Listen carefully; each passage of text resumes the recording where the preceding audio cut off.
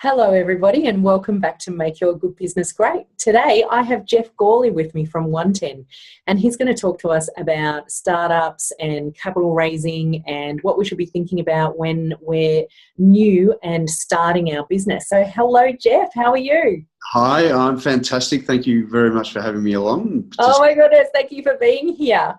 So, please tell us about your business, Geoff, and the clients that you serve. Yeah, sure. So 110 is a social enterprise accelerator. We're probably Australia's fastest growing social enterprise accelerator.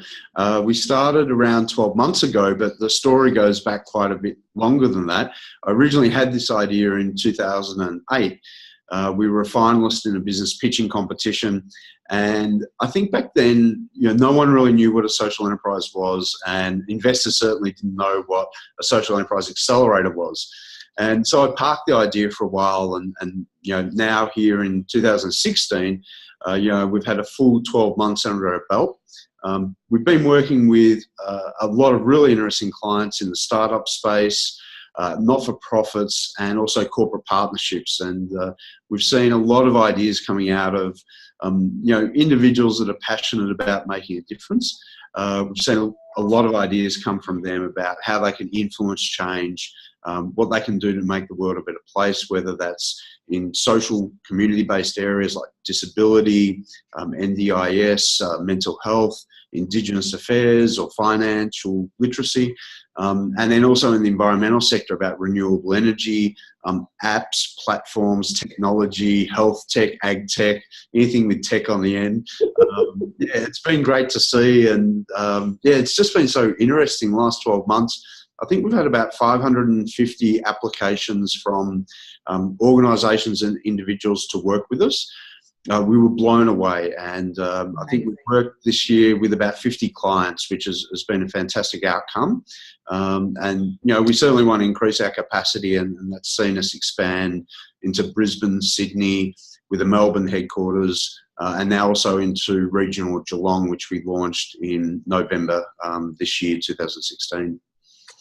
Awesome. It just gives me chills to talk to you, actually, Geoff. You creating change on such a massive level, and in all the areas that are going to take the planet to the next level. Yeah, look, when I originally had the idea, I had some UN background, so I was a board member of the UN Association of Australia here in Australia, in Victoria, and I saw firsthand a lot of the challenges and issues that we were facing. The introduction of the Sustainable Development Goals and the Millennium Development Goals really helped articulate the focus areas across the world and how Australia, New Zealand, Asia can play their part in that. And I think coming up with the business model, we really want to take a strong commercial acumen and roll that into social enterprise. And we use a lean startup methodology to achieve that. But also an important part of the pathway is connecting those enterprises to funding and to capital, to investment, to help make sure that there's no barriers there for them to scale. And what we look at is high impact, high growth enterprises that are going to make a real difference. And where we come in is we can add our expertise and our connections and our networks and our capital to those areas. So, it's certainly been a very interesting 12 months. Yeah, that's fantastic, because that's really where a lot of companies or seed ideas do fall down, is in gathering the capital. Yeah, that's right. We've had a lot of volume of interest, particularly what we call ideation to minimum viable product stage. And there's a lot of people out there that have some great ideas. They certainly have the passion and the drive to make a difference. And even in the not-for-profit sector, we've seen some of Australia's largest not-for-profits, they lack a bit of innovation, they lack connection to new ways of thinking, to new business models such as social enterprise, and how can they leverage and adopt those new practices. And so, we've been really surprised and welcomed the communication that has been coming from all those sectors to work with us. And for us, we've been at full capacity the whole year. We've been really hard because we're passionate about helping everyone. We don't want to say, no, sorry, we're too busy, we can't help you.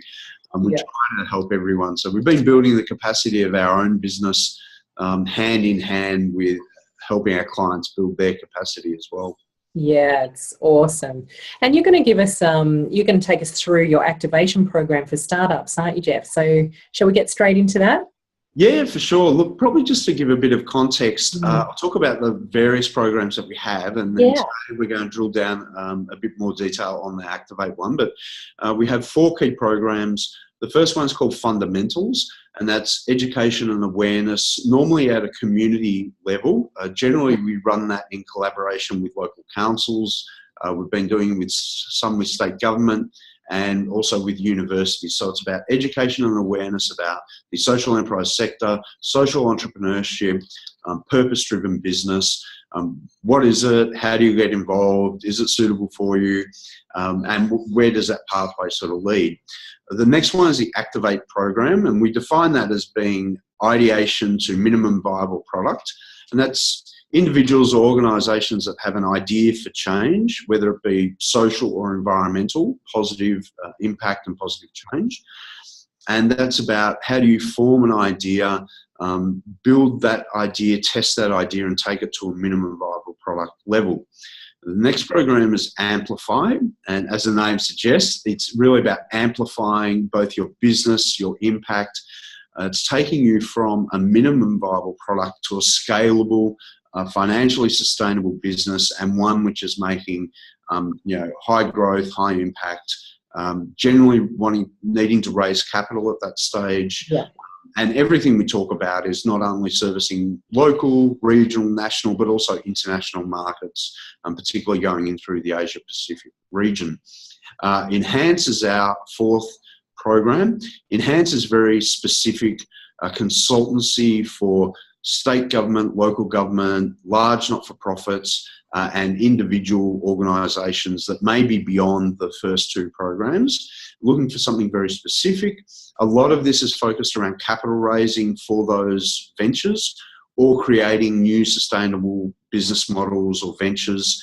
Could be getting into social impact bonds, looking to raise capital through a different vehicle, so a different legal structure. Yep. And also, about real scale. So you might have some customers or some initial revenue, but you need some more capital and some more expertise into the business. We help clients build advisory boards, test their model, and make sure that we then give them the hand up that they need to be able to really take that internationally and make significant impact is what it's all about at that stage. Yeah, it's fantastic. What a fantastic program. Thank you. Now, the activation, where does that fit in? Yeah, so Activate, what we found when we did our market research was that there's a lot of incubators out there that offer personal development type programs. Yep. Ideation is really a step on from that, and an Activate program really picks up individuals that have already got a fairly strong formed idea. They've got an idea about what they want to do. Usually they have experienced a problem firsthand, or it's someone very close to them, and they have actually been investigating it and come up with a solution to address that societal challenge or that community problem or environmental problem. And so they come to us already with these ideas, but they're not quite sure how to build that into a business model, how to test a minimum viable product, and really how to validate and get some traction around that idea. Activate has been very specifically developed from my 25 years experience in commercialising businesses, and particularly in the impact investment space and social enterprise space. So I've taken that model, we've built a framework, we use lean startup methodology and a lean social canvas as a framework to test and validate that business model and how to build that up into be a minimum viable product.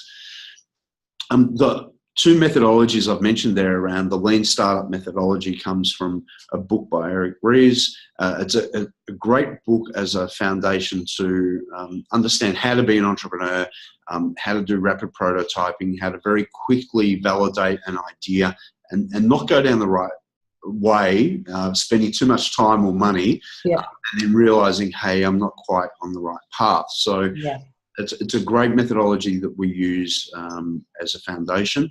We also use a social lean canvas. And now the lean canvas model has been around for a little while now.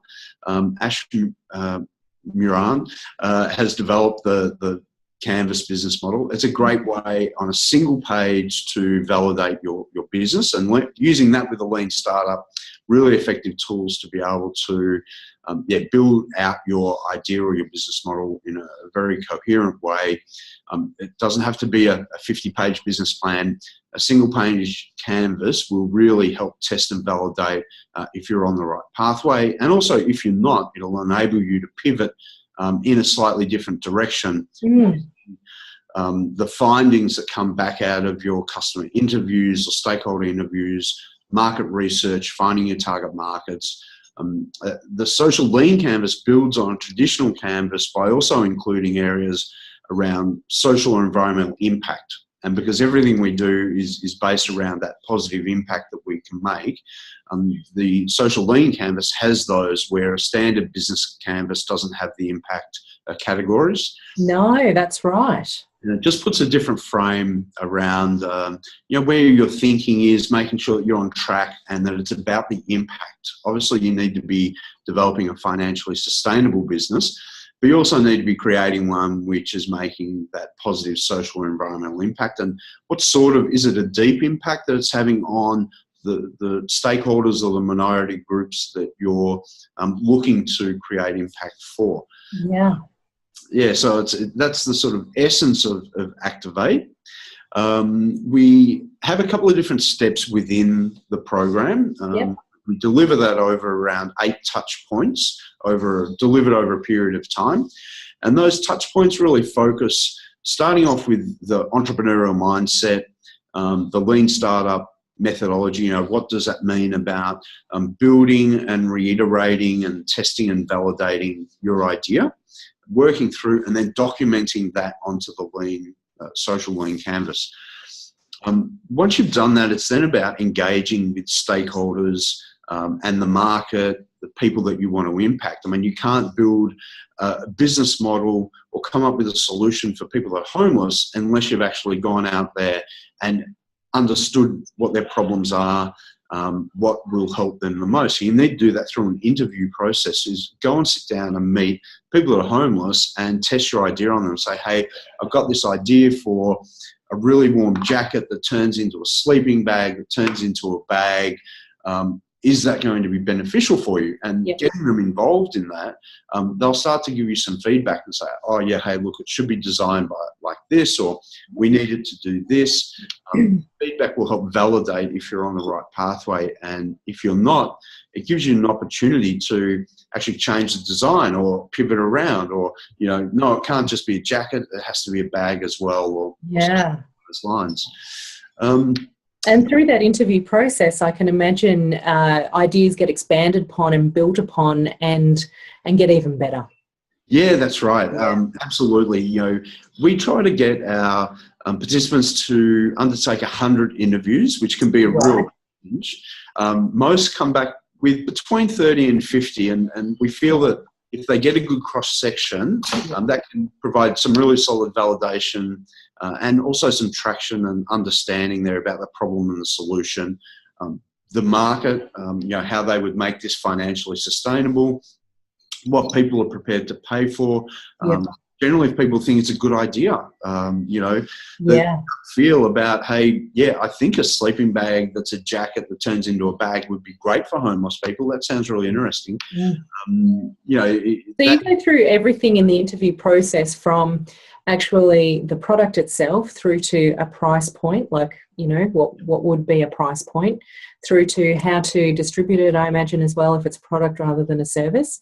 All of those sorts of questions are part of that interview process. Yeah, absolutely. And things that pop up from that is that people will say, hey, I know so-and-so, I believe that they might be able to help you with product manufacture or help you with distribution network. So the interview process is also opening the door to finding people that can help you with your idea. Yeah. We find that some co-founders or some supporters will pop up during that interview process to get on board with your idea. Yeah. One of the biggest challenges we find with the Activate participants is that they tend to be individuals on this journey themselves. And that can be really tough. It can be really tough as a solo founder. And we always encourage them to go and try to find a co-founder, a champion, someone that wants to be along for the ride, whether it's part-time or full-time, or an advisory board position, or as a mentor. Mentors are so important. You've got to go and find those people to help you, because you need resilience. Not everything is like it's a roller coaster. You can have the highs, you can have the lows, and if you've got some people there in your team supporting you and sharing that, it's much more likely that you're actually going to go the whole journey. You're not going to get founder burnout. You'll have some people there to make it fun, make it interesting, be there to support you when you're going through those tough times. And I've experienced that. I think everyone going through building a startup has experienced it. And particularly in the social enterprise space and purpose-driven space, the outcome on the people, it's so important that failure is not an option. You need for it to be successful to make a difference to those people that you're caring about. Yeah, and to get people on board your vision, when you are creating that team, the results then will be exponential as opposed to a solopreneur. Yeah, that's right. You'll find you have more depth in the outcome in the business model. You'll have a lot more depth there. It'll be a much better experience and better outcome too. Yeah, because there can be some very long and lonely hours done otherwise. Yeah, look, I don't want to make it sound tough. It can be hard, but certainly participating in a program like an accelerator program, it puts you in a room with a cohort of 10 or 12 other inspiring individuals working on their own ideas, but at the same stage. And what we've found, the camaraderie built up, and the shared experience and shared learnings and the peer-to-peer support is really interesting in a cohort. And people learn from each other as well as going through the framework of the program. And they can test and share their ideas, and they get connections and friendships through that process as well. So that's why the cohort delivery model works really well in an accelerator program like the Activate program. Yeah, beautiful, beautiful. So we went through the build part and interviewing. What's after that? Look, through that process, you get a lot of learnings. Being out there in the marketplace, softly testing and validating the idea, the learnings that come back are really important. So you might say, hey, I've built this product to service a certain community. You go out there, you test it, you validate it, and the community says, we don't really want that, or that's not the right way to sell that to us or provide that service to us. So you take that back, you learn, and you implement that change very easily. Or it might be a platform, a technology platform, or an app that you're building, for example, around people that may have mental health issues, that could be teenagers. Right, so they're going to access that app through a smartphone or a smart device.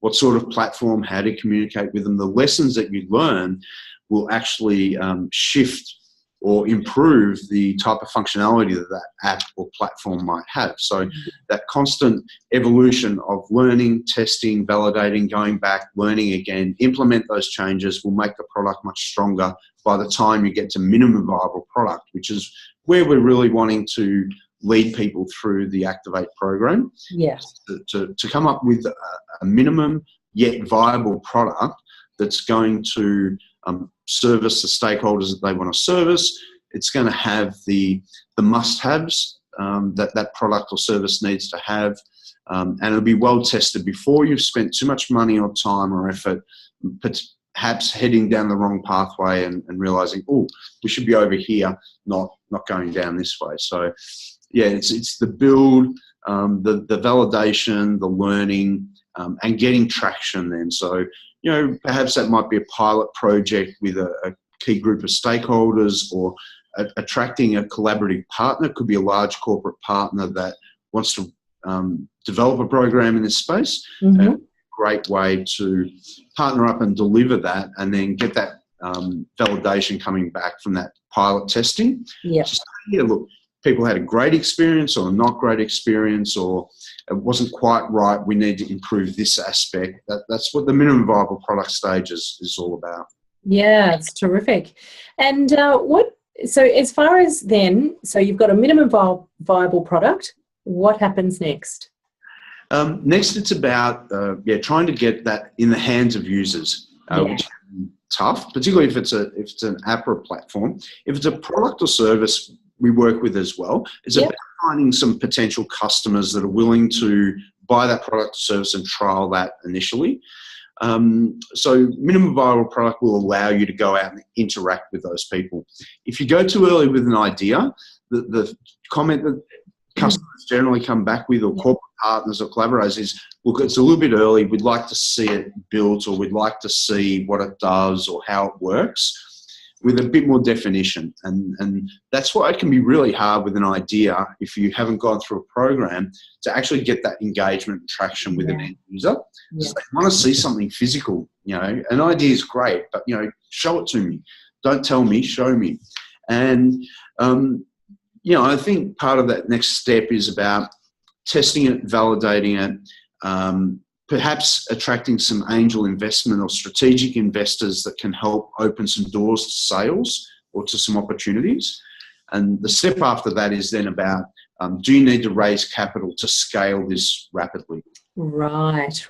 So you would suggest even an angel investor might come in before raising capital for expansion? Yeah, correct. So if you've got enough there at the end of a minimum viable product to show an angel investor, an angel could come in and say, hey, I see what you want to do, where you want to go.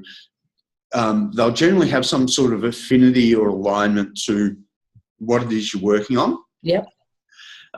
You mightn't have a lot of customers and you might have a lot of traction yet, but the angel will see the opportunity, and they tend to also want to be able to contribute some of their really long-founded skill, their energy, their contacts and networks. They can see a way that they can get some cut through, and that's where angels are amazing. They come in at that stage, they give the business a lot of support, and that will see the business really rapidly increase and get to perhaps a further seed round, leading to a Series A capital raise, which is where you get real scale and growth for the business. Fantastic. I know that every business is going to be different, and every idea and every project is very different.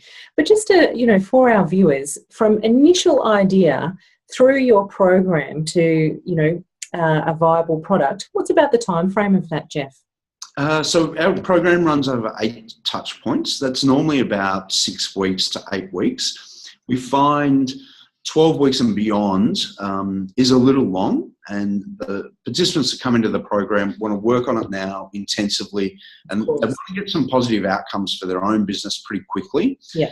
If you're thinking about an idea and you're slowly managing it over 6 months, that's too long. You need to do it in a more rapid process, and a methodology which has rapid prototyping in it, you can actually validate your business idea very quickly and move on and get to the end goal much quicker. Our research has found that's what people want. That's what participants want.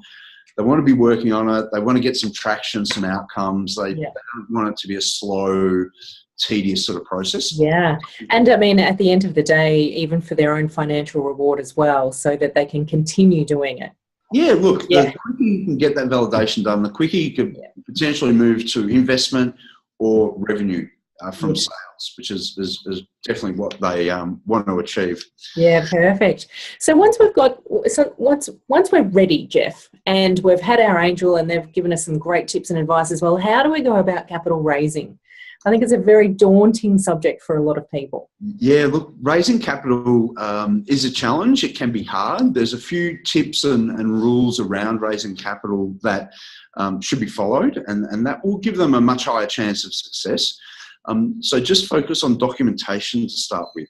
There's some legal documentation that you need to have in place to go and raise capital.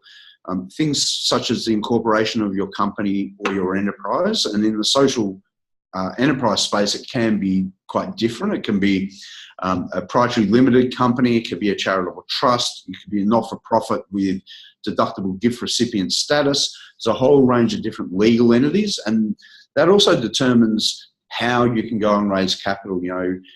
A not-for-profit can't really take on equity investment, but under a different vehicle they would be able to. So it's having your legal documentation in place, shareholders agreements, subscription deeds, having your IP registered or locked away, or having a plan around what is intellectual property within the organisation. Employee agreements in place, your base commercial documentation. So you need to have that. In order to attract investment, you need to have an information memorandum, or an IM in short terms, or investor speak.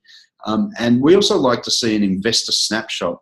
An investor snapshot is a 2-page or 3-page high-level overview document. Yeah. It really gives investors a high-level summary of the opportunity, the investment opportunity, the problem, the solution, how you're going about it, what your unique value proposition is.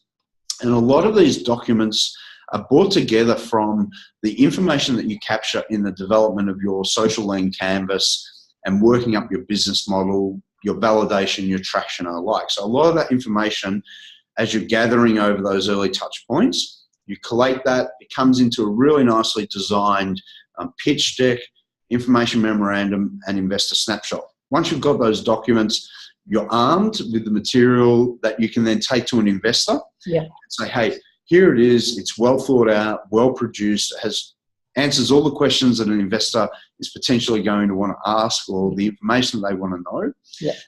Where we find a lot of organisations fall down, or individuals fall down in getting investment, is that they're too early. They're not ready. They don't have these documents in place, or they've prepared a pitch deck which is a presentation document, gives a summary, but doesn't quite hit all the aspects that an investor needs to know about.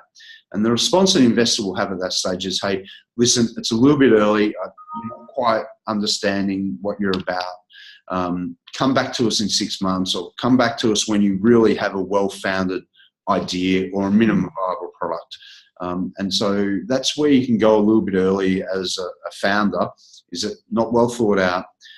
If you've gone through an accelerator program, you will always be better prepared. Investors will be able to tell that by the level of competency that you've got, the level of quality of documentation that you've got, and they'll be much more likely to invest in you if you do go through an accelerator program. Still a great idea, obviously, but if you go through a program, you'll be much better prepared for sure. Well, that's right. You're completely set up, aren't you? Rather than dithering around, wondering what to do next, and getting perhaps some bad advice from, friends, colleagues, family. All those people we get bad advice from. Yeah, look, exactly right. And accelerator, by its term and its nature, a program will take you from where you are to where you need to be in 8 weeks on average. That could take you 6 months of plugging away and trying to get or there. longer. By getting some professional advice, either in a program or as consultancy, it will accelerate you beyond belief, and you'll get to the end goal much quicker and in a much better state. And the great thing about 110 is you've worked with so many companies over the last 12, 18 months to get them through this process. You know it like the back of your hand. There's no curveballs when working with that's right. The position that we can be in as investors and within an accelerator is we see ideas every day of the week, multiple ideas every day of the week. Already, in the last 12 months, 550 individual ideas. Now, some of those are very similar to each other. Yep. I've seen probably half a dozen mental health apps that want to help teenagers. Now, what we're looking for now is, out of those half a dozen, which is the best one, or which one has really nailed the problem and with the right solution. And so we'll give feedback to all of them on their individual ideas, but it's about looking at the one that we think is going to make the biggest impact. They're well positioned, they've got something unique within them. They're likely to be the ones that are going to be successful, and likely to be the ones that will attract the investment. The other ones that are there, will give them feedback about where we see some gaps or issues with the model or approach that they want to take. And it might be that they need to pivot and change direction slightly into something else. So obviously we see a lot of IP, and we're very protective of every individual's IP, but we're also in a position where we can give some really great feedback about their ideas very quickly and say, hey, listen, look, we have seen others that we think are better placed. Maybe you need to go and focus on a different idea, or if they haven't got the budget of initial seed investment or bootstrapped investment to make that work, there might be a better pathway for them to take, or another solution to work on for another problem. Yeah, it's great. There's such a wealth of information with you, Geoff, and the programs that you offer to our community. And I know, people can read your bio. It's a, excuse me, it's a bio that I wish I had. So, with all of the wealth of information and knowledge that you have, what's the best business book that you've read, Geoff? The best business pitch? Look, the best business pitch is, sometimes it's one that's... Sorry, I meant the best business book. Oh, the best business book? Yeah. Look, it's so hard to nail down. I know.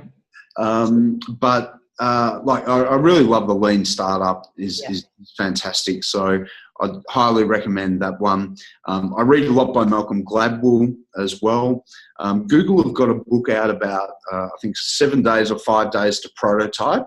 And it talks about the methodology that they use within Google to very quickly validate if a project or a business model or a business unit is going to have the right sort of legs to get up. And so they can do that very quickly, 5 or 7 days. So that's great, because it's about, there's so many ideas that are out there that people have. It's about validating it very quickly. Yeah. Malcolm Gladwell is great. Outliers was really interesting. Branson's books are fantastic as well. I mean, there's so many to list, but if you keep across ones that are themed around maybe a skill or expertise where you feel that you're lacking. Yes. Design thinking is starting to be more prevalent now. And, I'm just actually looking for a book to read at the moment on design thinking, so I can get a better understanding around that and how I can implement that. But also, books are great, but TEDx talks are amazing. Oh, we haven't even talked about TEDx. An 18-minute snapshot into a topic or something you want to learn about can be a great way. I read a lot of... Summits are great too, Geoff. Yeah, that's right, yeah. Podcasts, webinars. I think having an open mind and just taking in knowledge and snippets from wherever you can get them. Yeah, absolutely. And who would you say, going through your career or, in life itself, who's your guru? Look, I've got a lot of mentors that have sort of helped me on my journey as well, and they've come in and out of my life at different times. Look, I suppose in the social space, like impact investment, Jed Emerson is the sort of godfather of impact investing. So I like the way he's gone about the work that he's done. Climate change, Tim Flannery, I've really loved. In the sort of social space, really love Beck Scott from Street, Elliot Costello from YGAP. They have been working in that space for quite a while. Jan Owen from FYA is amazing, and I particularly love Daniel Flynn, Justine Flynn, and Jared Burns from Thank You Group. It's such an amazing story of young people that really took on the corporate space. They went out there with their model, the charitable enterprise, social enterprise model, and they really, own that space now. So, I love taking inspiration from younger people, from older people. People are out there doing it. I suppose for me, I'm very much an actionist, not an activist. So I love seeing people that are just out there doing it. Yeah. Not just talking about it, but actually doing it every day of the week, every day of their life. They're living their passion. That's what I found. I find that really inspiring, and that's the way I try to live my life as well. It's wonderful. What a great career you've got to be inspired every day. Thank you so much, Geoff, for being with us on Make Your Good Business Great. And we look forward to seeing all of our viewers again tomorrow. Fantastic. Thanks, Kim. Really love chatting with you. Thanks, Geoff. See you next time. Bye.